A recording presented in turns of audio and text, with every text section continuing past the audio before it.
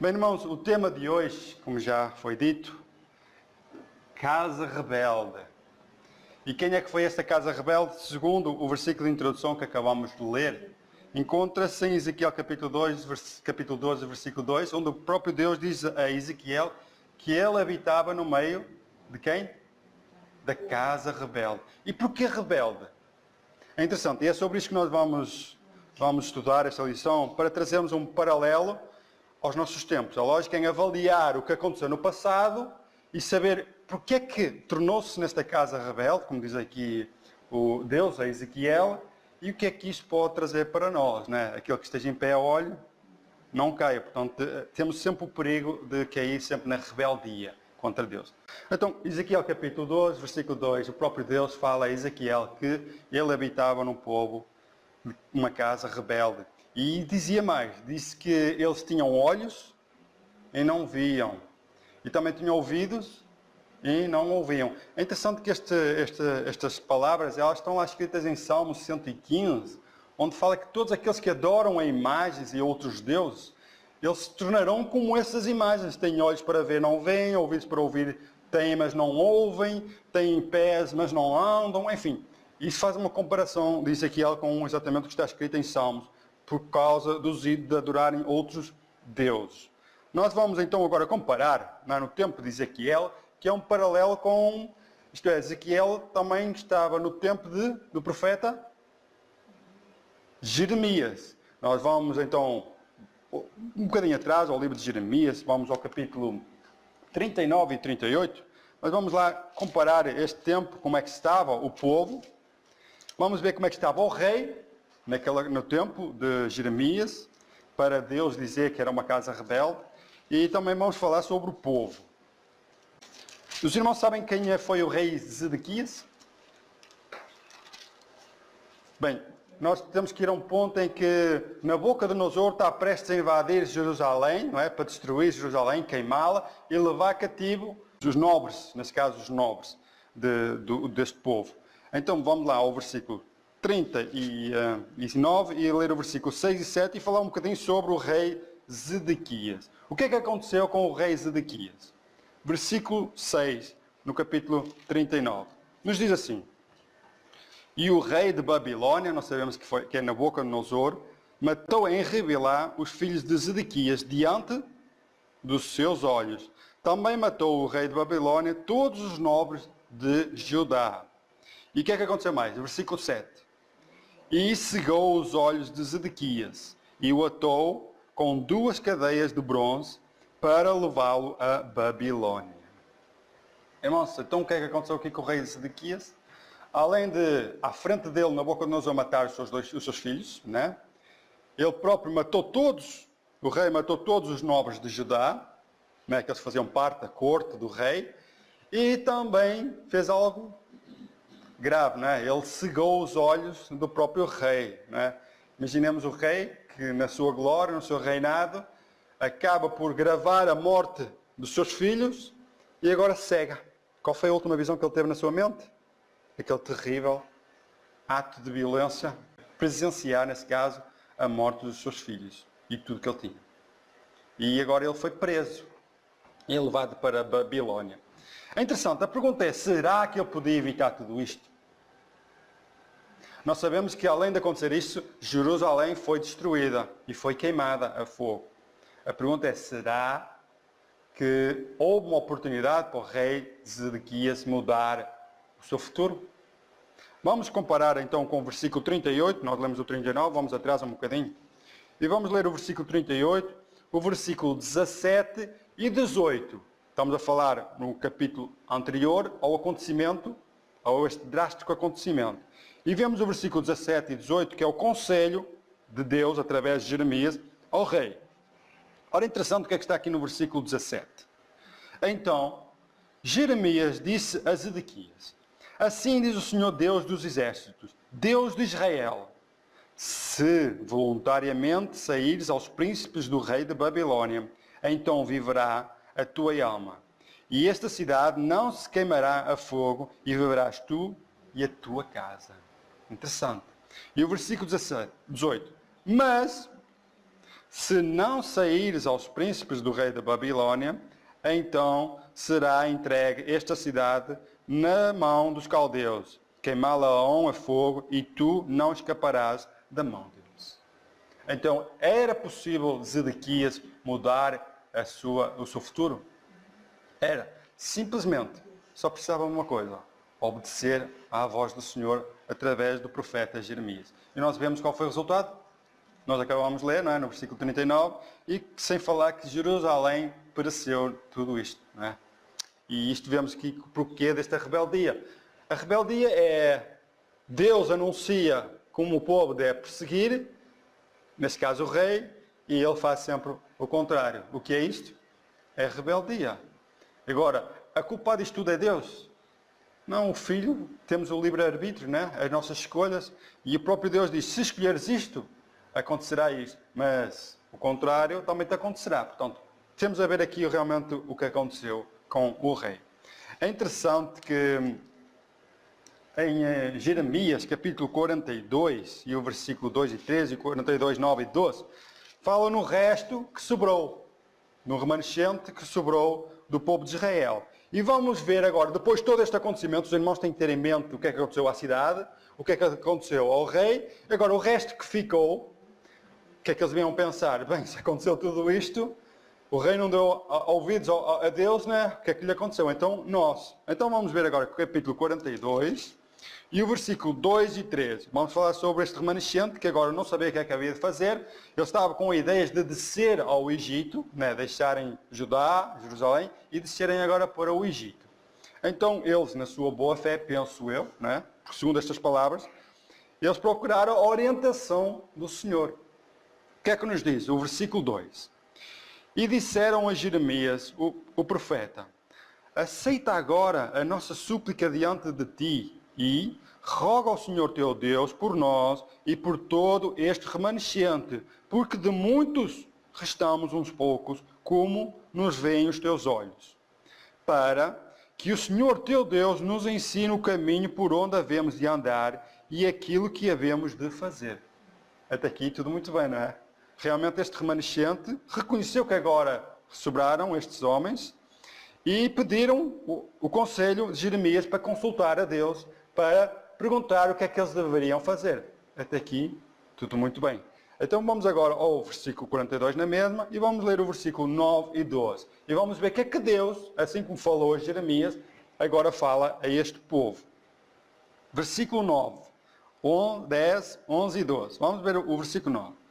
E disse-lhes, assim diz o Senhor, isto é, Jeremias disse, assim diz o Senhor Deus de Israel, a quem me enviaste para apresentar a vossa súplica diante dele. Se de boa mente ficares nesta terra, então vos edificarei e não vos derrubarei, e vos plantarei e não vos arrancarei, porque estou arrependido do mal que vos tenho feito. Isto não é Deus que se arrependeu. Infelizmente, um pai cuida de um filho e dá-lhe orientações. O filho, como se desvia, o pai tem que repreender o filho, não é? Tem que orientá-lo e tem que muitas vezes castigá-lo. Infelizmente, Deus permitiu que Nabucodonosor castigasse esse povo por causa da sua rebeldia e também da sua apostasia que já existia. Bem, e o versículo 11 nos diz, não temas o rei de Babilônia, a quem vós temeis. Não o temais, diz o Senhor, porque eu sou convosco, para vos salvar e para vos livrar da sua mão. E o versículo 12 e último, e diz Deus, e vos concederei misericórdia, para que ele tenha misericórdia de vós e vos faça voltar à vossa terra. Então vemos aqui o conselho de Deus a este povo. Qual foi o conselho? Foi de eles não temerem o rei, não é? Permanecerem sobre o seu governo, não é? E não irem para onde eles queriam ir, que era para o Egito. Este foi o conselho que Deus deu. Depois diz em baixo, se agora vós não ouvirdes a voz e seguires o vosso caminho, o que é que iria acontecer? Qual foi a resposta que eles deram a Jeremias? Será que depois de toda esta orientação eles foram fiéis, deixaram de ser rebeldes e foram prudentes? Estamos a falar aqui de rebeldia e prudência. O que é que será que eles disseram? Ou o que é que eles decidiram? Vamos ver isto aqui em Jeremias, capítulo 43, versículo 1 e 2, e depois para terminar o 7. Os irmãos veem ali o título logo, Jeremias é levado ao Egito pelo povo. Praticamente aqui já nos estão a dizer a resposta. Vamos ler então o versículo 1 e 2, que nos diz: E sucedeu que, acabando Jeremias de falar a todo o povo todas as palavras do Senhor, seu Deus, com as quais o Senhor, seu Deus, lhe havia enviado para que lhe dissesse todas estas palavras, então falaram Azarias, filho de Usaías, e Joaná, filho de Cariá, e todos os homens soberbos, dizendo a quem? A Jeremias. O que é que eles disseram? Tu dizes mentiras. O Senhor nosso Deus não te enviou a dizer: não ireis no Egito para ali habitar. Então, qual foram as palavras que eles disseram? Irmãos, interessante isto aqui. Jeremias diz para o povo se submeterem a Nabucodonosor e que nada mal ia lhe acontecer. Para não temer, porque Deus ia usar de misericórdia com Nabucodonosor, para Nabucodonosor usar de misericórdia com o povo. Mas este povo, casa rebelde, acabaram por dizer: tu dizes mentiras. Interessante, quando não dizem aquilo que nós gostamos de ouvir, ele tem demónio. Ou ele diz mentira. E que realmente, o que é que aconteceu? Mais uma vez, desobediência. Assim como aconteceu com o rei, tudo isso foi semeado também no povo. E esta rebeldia acabou por Judá ficar sem ninguém. E eles foram para o Egito. Ainda por cima levaram o profeta. Sabem o que é que aconteceu mais tarde? Não sabem o que é que aconteceu mais tarde? Eu vou-vos dizer. Capítulo 44. E vamos ver o que é que eles fizeram no Egito. Aliás, vamos ver o que é que eles faziam em Jerusalém. E vamos comparar o que é que eles foram fazer no Egito. Capítulo 44, versículo 3. Estamos aqui, eles provocaram Deus à ira. E como? Diz assim: por causa da maldade que fizeram para me irarem, o que é que diz aqui? Indo queimar incenso e servir a deuses estranhos que nunca conheceram, nem eles, nem vós e nem vossos pais. Acabaram de cultuar outros deuses, queimando incenso e também fazendo bolos. Nós vamos falar à rainha do céu. Rainha do céu, os irmãos vão ver esse paralelo. Nós diz aqui o versículo 8. Irando-me com as obras de vossas mãos, queimando incenso a deuses estranhos na terra do Egito. Ora, fizeram isso em Judá, em Jerusalém, agora na terra do Egito, aonde vós entraste para lá habitar, para que a vós mesmo vos desarraigueis e para que sirvais de maldição e de opróbrio entre todas as nações da terra. Não se humilharam até o dia de hoje, nem temeram, nem andaram na minha lei, nem nos meus estatutos, que pus diante de vós, diante de vossos pais. Então vemos aqui o que aconteceu agora no Egito. O que é que eles fizeram no Egito? Irmãos, não serviu de nada todo este castigo, não serviu de nada todo este exílio. Acabaram de sair de um lugar e ir para o outro e fazer exatamente a mesma coisa, que era provocar Deus à ira. Nós podemos fazer um paralelo. Aqui neste versículo 10 que nós lemos, diz aqui que eles não se humilharam até o dia de hoje e nem temeram, nem andaram na minha lei. Não temeram a Deus, nem andaram na sua lei, nem nos seus estatutos. Então qual era o objetivo de Deus? Era tirá-los da idolatria, desta religião falsa que já tinha sido implantada no povo de Deus, e voltarem-se para Deus novamente. Nós podemos ver e fazer o paralelo, um paralelo do tempo do profeta Jeremias para hoje, nós. Então vemos que Jeremias sempre alertou o povo. E qual foi a mensagem de Jeremias? Nós vemos aqui, é para temer a Deus e guardarem a sua lei e os seus estatutos. Nós podemos acompanhar isto em Jeremias capítulo 6. Vamos voltar atrás, no mesmo livro, capítulo 6, e o versículo 16. Assim diz o Senhor: pondo-vos nos caminhos, e vede, e perguntai pelas veredas antigas, qual é o bom caminho, e andai por ele, e achareis descanso para as vossas almas. E o que é que eles dizem? Está escrito: mas eles dizem: não andaremos. nele. Irmãos, se alguém tinha que ter paciência, realmente era Deus. De tantos advertimentos, tantos alertas, mesmo vendo todos estes desastres a acontecer, o que é que este povo decidiu? Não andaremos nele. Realmente, o nome Casa Rebelde foi realmente uma verdadeira ilustração de como era o povo rebelde. Não era prudente, não ouvia o conselho do sábio e acabaria por entrar num caminho de idolatria. Afastaram-se de Deus e acabaram por adorar a outros deuses.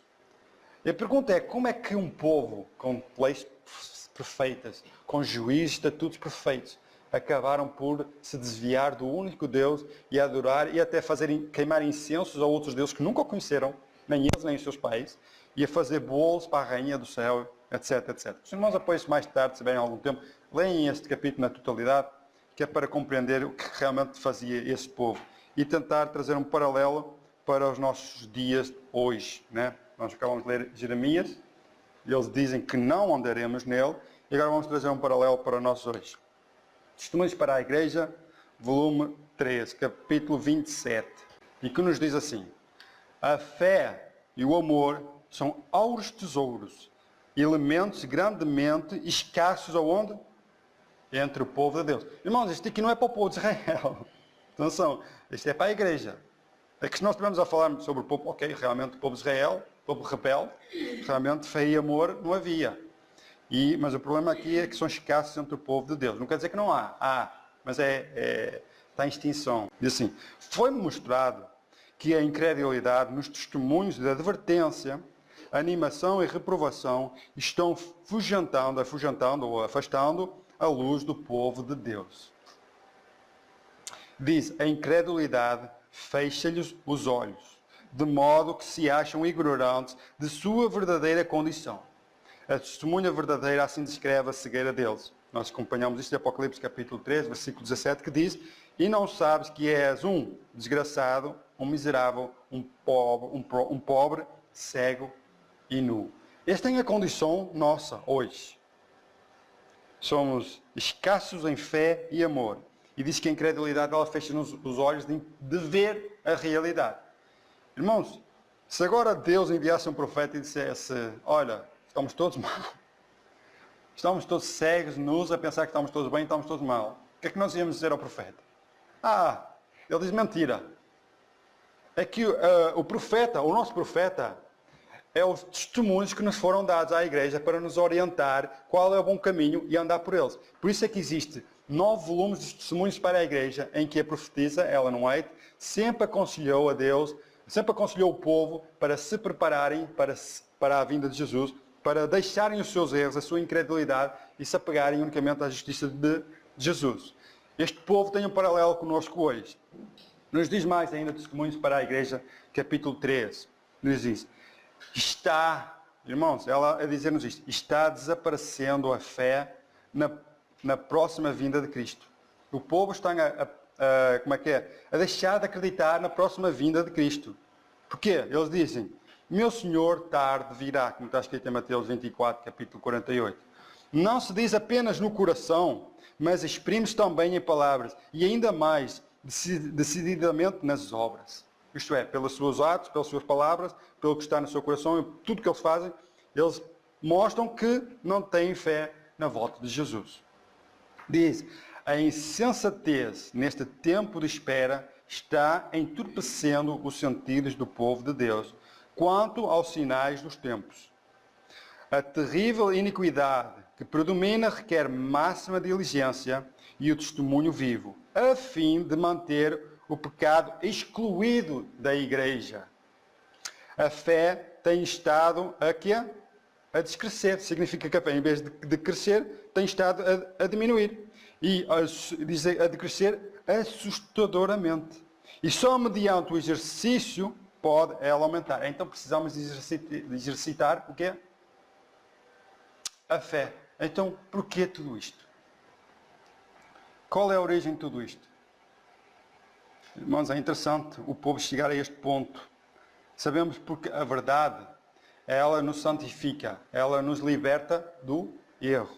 Então nós vemos que a causa de tudo isto está escrito em Isaías, capítulo 59, versículo 14 e 15. Vamos um bocadinho atrás, estávamos no livro de Jeremias, agora vamos ao livro de Isaías e vamos ao capítulo 59 e vamos ler o versículo 14 e 15. E vamos ver uma das causas que levou o povo a entrar em apostasia. Capítulo 14 e 15 que nos diz: por isso o direito se tornou atrás e a justiça se pôs de longe, porque a verdade anda tropeçando pelas ruas e a equidade não pode entrar. Sim, o que é que nos diz? A verdade desfalece. E quem se desvia do mal, o que é que está aqui escrito? Quem se desvia do mal arrisca-se a ser despojado. E o Senhor viu e pareceu mal aos seus olhos que não houvesse o quê? Justiça. O que é que aconteceu no povo de Israel? Falta de prática da justiça. Falta de amor. Falta de fé. Não temeram a Deus. Deus enviou os seus profetas. E o que é que aconteceu? Não ouviram os profetas. Ainda disseram, ele diz mentiras. Estão a entender? Isto é, o profeta sempre disse a condição do seu povo. Nós temos testemunhos da igreja que nos diz a condição da igreja, mas nós parece que estamos naquela posição, rico estou, enriquecida, e de nada tenho falta. Essa é a nossa visão. Mas a visão de Deus não é essa. Ele disse o que é que nos diz, Apocalipse capítulo 13. Ele nos diz que somos miseráveis, pobres, cegos e nus. Por isso não é nada de novo. Nós sabíamos que íamos passar por isto tudo, porque Jesus em Mateus capítulo 24, ele nos diz o que é que nos diz. E por se multiplicar o quê? A iniquidade, o amor, e eu acrescentaria a fé, desfaleceria, não é? Não é o que é que nos diz? Ela praticamente esfriaria. Então precisamos do que é que nos dizia a nota atrás, o que é que nos diz aqui, deixa-me ver aqui. Mediante exercício pode ela aumentar. Então precisamos de exercitar a fé, o amor, a obediência. Continuando ainda neste advertimento, Testemunhos para a Igreja, volume 3, capítulo 27, nos diz: se Deus aborrece um pecado mais do que outro, do qual seu povo é culpado, é o de nada fazer em caso de uma emergência. A indiferença e neutralidade numa crise religiosa são consideradas por Deus como um crime grave e igual ao pior tipo de hostilidade contra Deus. Significa quase uma agressividade contra o próprio Deus. No meio de uma crise religiosa, a condição da pessoa, da igreja, que é a indiferença e neutralidade, aceita tudo, diz aqui que é um pecado terrível. Aliás, é algo tão grave, que é um crime tão grave, que é irmos contra o próprio Deus. E realmente foi o que aconteceu com este povo de Israel, e segundo estes testemunhos, com a igreja. Não há nada de novo debaixo do sol, que não venha a repetir-se, não há nada de novo, tudo se repete. E vemos aqui que realmente mais um tempo, nós falamos no tempo de Jeremias, junto com Ezequiel, o que é que aconteceu. E podemos falar no tempo de Elias. Vocês sabem o que é que aconteceu também no tempo de Elias. Parece que, segundo a história do povo de Israel, ele volta-se para Deus, no tempo de Moisés, né? Prometem ser fiel, tudo que o Senhor nos disser, nós obedecemos, faremos. Entretanto, vem Josué, leva o povo para Canaã, e a geração a seguir não conheceu o Senhor. Não é? Depois parece que há um reavivamento, e depois a geração a seguir não conhece o Senhor. E sempre assim, sempre continua. Parece que o povo recebe luz, e depois a luz apaga. Depois Deus manda mais luz, e eles recebem, e depois apaga.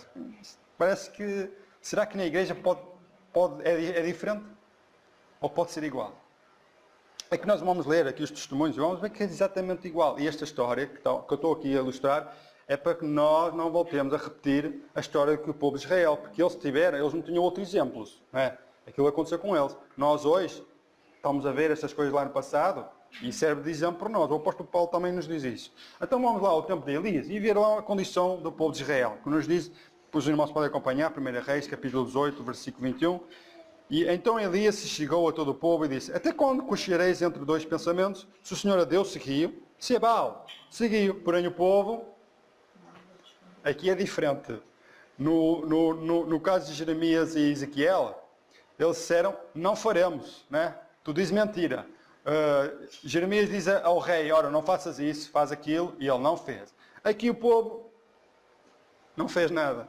Isto é, nós parece que estamos à espera que Deus faça um milagre, para vermos, isto é mão de Deus. Foi o que aconteceu na adoração aqui a Baal e a Deus, né? Todos os profetas de Baal fizeram todo o sacrifício e mutilaram-se a si próprios para que o Baal aceitasse a oferta.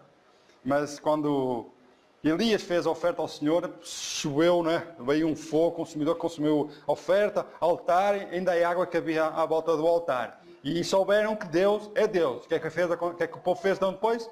Matem os profetas. Então o povo matou os profetas de Baal para quê? Para estabelecer a verdadeira adoração em Samaria. Enfim, tudo isto se repetiu. Vemos aqui o exemplo agora de Elias, agora o povo indiferente. E estamos na condição de realmente Laodiceia. Nem para a direita, nem para a esquerda, não nos decidimos. Então vamos falar sobre esta crise atual. O que é que diz aqui? Está escrito em Eventos Finais, devemos sentir agora nossa responsabilidade de trabalhar com intenso ardor, com o propósito de comunicar a outros as verdades que Deus nos tem revelado para o tempo atual. Não podemos ser demasiado diligentes. Isto é um alerta para que o povo desperte. Está escrito que à igreja foi confiado os tesouros da verdade, a última verdade, portanto, jamais foi confiada a mortais, foi confiada a este povo. E este povo deve transmitir esta verdade ao mundo prestes a ser destruído, prestes a ser consumido. E continuamos ainda, que é Testemunhos Seletos, volume 2, ou também em Eventos Finais, página 31, que nos diz: o trabalho que a Igreja tem deixado de fazer em tempo de paz e prosperidade, terá de o realizar em terrível crise, sob circunstâncias mais desaminadoras e proibitivas. Significa, em circunstâncias que não há ânimo nenhum, não é? Em terrível crise, e também num tempo em que é proibido transmitir essas mensagens. Então, se nós agora não fazemos isso, irmãos, porque é que estamos à espera? Mas diz que a igreja vai ter que fazer esse trabalho. Compete a nós transmitir a última verdade ao mundo. E realmente, o que ela não vai fazer agora, vai fazer em tempo de crise. E aí vai ser mais difícil. Infelizmente, o que Jeremias estava a tentar dizer ao povo é para ele se arrepender, para deixar a sua adoração a outros deuses e voltarem para os caminhos das veredas antigas, a aceitarem a lei, voltarem a guardar a lei e cumprir os estatutos e juízos que foi dado a Moisés e por aí fora.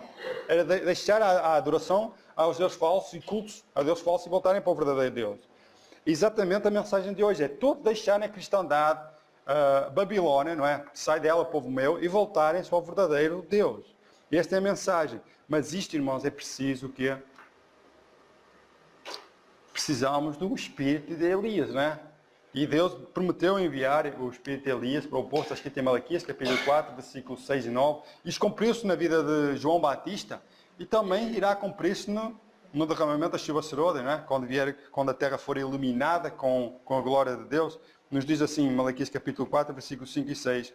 Eis que eu vos envio o profeta Elias. É claro que não é o profeta Elias, mas é alguém no espírito de Elias, antes que venha o grande e terrível dia do Senhor. E ele, né, esse enviado, converterá o coração dos pais aos filhos e o coração dos filhos a seus pais, para que eu não venha e fira a terra com maldição, assim como aconteceu no tempo de Nabucodonosor. Aqui diz que as famílias, mas irmãos, eu creio aqui que não é na família lá em casa, é na família e na igreja. Os pais da fé, os filhos da fé, os irmãos da igreja, parece que estão divididos, estão separados, não se reconciliam, não aceitam um, o outro não aceita, ou tem a sua maneira de pensar, outra a sua, e acabam por se desviar do quê? Assim diz o Senhor, assim diz o profeta, o Senhor nos deu estes testemunhos, e acabam por se desviar, mas através de uma promessa de Deus, Ele promete enviar o Espírito de Elias, que irá preparar o caminho e converter o coração. Nós vemos isto na vida de João Batista, e nós podemos ver isto em Lucas, capítulo 1, versículo 17. Estas são as palavras do anjo a Zacarias a falar sobre o que João Batista iria fazer, e também para nós hoje. O que é interessante que Deus fala casa rebelde, né? Lá a Ezequiel, e vemos realmente a condição. E aqui João Batista, assim como o remanescente nos últimos dias, irá fazer. Nos diz assim: irá diante dele no espírito e virtude de Elias, para converter os corações dos pais aos filhos, e era aqui, e dos rebeldes à prudência dos justos, com o fim ou com o propósito de preparar ao Senhor um povo bem disposto. Noutras traduções dizem um povo santo. Preparar então um povo. Então é o que nós precisamos. É que Deus derrame sobre nós o seu Espírito para concluir esta obra. E este exemplo, irmãos, não podemos ver isto como um castigo. Temos que ver isto como misericórdia de Deus e paciência de Deus com o seu povo, enviando os seus profetas, aconselhando o seu povo para que eles deixem a sua rebeldia, a sua idolatria, para que não caia no exemplo que aconteceu, por exemplo, com o povo lá no tempo de Moisés, que 40 dias depois já estavam a adorar um bezerro. Depois de ver todos aqueles milagres e prodígios que Deus fez, abriu o mar, caiu fogo, as 10 pragas que aconteceram no Egito, depois de todos ver estes acontecimentos, as providências de Deus, acabaram 40 dias depois a adorar outro Deus. Vemos realmente a inclinação desta rebeldia. E o que é que aconteceu ao longo do passagem no deserto? Deus enviava maná e eles, rebeldes, queriam carne. Estão a entender aqui a história, tudo se repetir. Então, o apóstolo Paulo nos dá um conselho em 1 Coríntios, capítulo 10, do versículo 5 ao 12. Nós estamos quase a terminar. Vamos ver o que é que o apóstolo Paulo nos fala, depois deste resumo todo que lemos, sobre o profeta Jeremias, Ezequiel, falamos sobre o rei Zedequias, o remanescente, no tempo de Elias, em que o povo andava dividido entre dois senhores, não sabiam quem era o Senhor. E agora vemos o apóstolo Paulo a fazer um resumo praticamente deste culto que acabamos de fazer, que nos diz assim: mas Deus não se agradou da maior parte deles, por isso foram prostrados no deserto. E estas coisas foram feitas em figura, para que não cobicemos as coisas más, como eles cobiçaram. Não vos façais, pois, idólatras, como alguns deles, conforme está escrito: o povo assentou-se a comer e a beber, e levantou-se para folgar. E não forniqueis, como alguns deles fizeram, e caíram num só dia, o quê? 23.000. E não tentemos a Cristo, como alguns deles também tentaram, e pereceram pelas serpentes, as serpentes ardentes no deserto. E não murmureis, como também alguns deles murmuraram, e pereceram pelo destruidor. Ora, versículo 11, conselho. Tudo isso lhe sobreveio como figura, e estão escritas, registadas, para aviso de quem? Para aviso meu, para aviso nosso, para quem já são chegados os fins dos séculos. E o versículo 12 e o último, irmãos, é um conselho que: aquele, pois, que cuida estar em pé, olhe, não caia. Irmãos, o povo de Israel caiu várias vezes ao longo dos séculos, no deserto, no tempo de Jeremias, no tempo de Elias. Todo o povo tem caído e tem praticamente a religiosidade tem mudado até a ponto de começarem a adorar outros deuses. O apóstolo Paulo dá-nos aqui tantos exemplos, e estes exemplos foram escritos para quem? Para eles. Diz aqui que está tudo registado e servem de exemplo para nós hoje, igreja. Então devemos examinar-nos a nós mesmos, perguntar pelas veredas antigas e ver qual é o bom caminho e andar neles. Não devemos aqui acreditar no Carlos, está aqui a falar com os irmãos, no pastor. As lições da escola sabatina diz que nós temos a importância de sermos responsáveis na luz que ele nos dá e pôr em prática e ensiná-la. Mas para ensiná-la temos que viver. E estes exemplos deste povo, ela serve-nos de exemplo. Nós devemos estar atentos aos testemunhos que nos foram dados, às orientações que Deus nos dá na sua palavra, e vemos que a idolatria, a adoração a outros deuses, etc. Temos aqui muitos exemplos, o que é que tem provocado a ira do Senhor. Irmãos, o mundo já foi destruído pelo dilúvio. E segundo o apóstolo Pedro, está preparado e reservado para ser queimado, para o fogo. Irmãos, Deus quer nos salvar, assim como Deus quis o bem para o seu povo, usando o profeta Jeremias e outros profetas. Isaías também foi um profeta. Muitos profetas que Deus enviou para preparar o caminho, para os chamar ao arrependimento. Porque está escrito: Deus não tem prazer na morte do ímpio, na morte do pecador, mas tem prazer e deseja que o ímpio se arrependa e se volte para Deus. Deixe o ímpio o seu caminho, não é? Deus promete proteger-nos e guardar-nos. Então, esta orientação deste tema é que eles caíram, nós também podemos cair. Mas mesmo caindo, Jesus já fez o sacrifício para nos resgatar e o seu sangue nos purifica. Se houver confissão e arrependimento.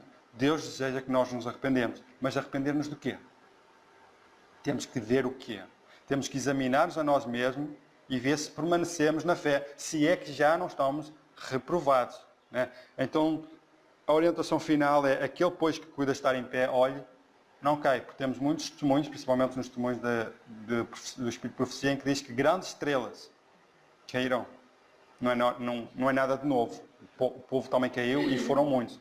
Então que Deus nos abençoe realmente a estarmos alerta e a vigiar e a orar, porque a salvação ela é individual. Tudo que viemos aqui buscar é só para nos servir de orientação. Mas olhem, não olhem isto como algo mau. Olhem isto como uma oportunidade de Deus nos chamar e voltarmos para Ele. Então que Deus nos abençoe, é o meu desejo, em nome de Jesus. Ao sentir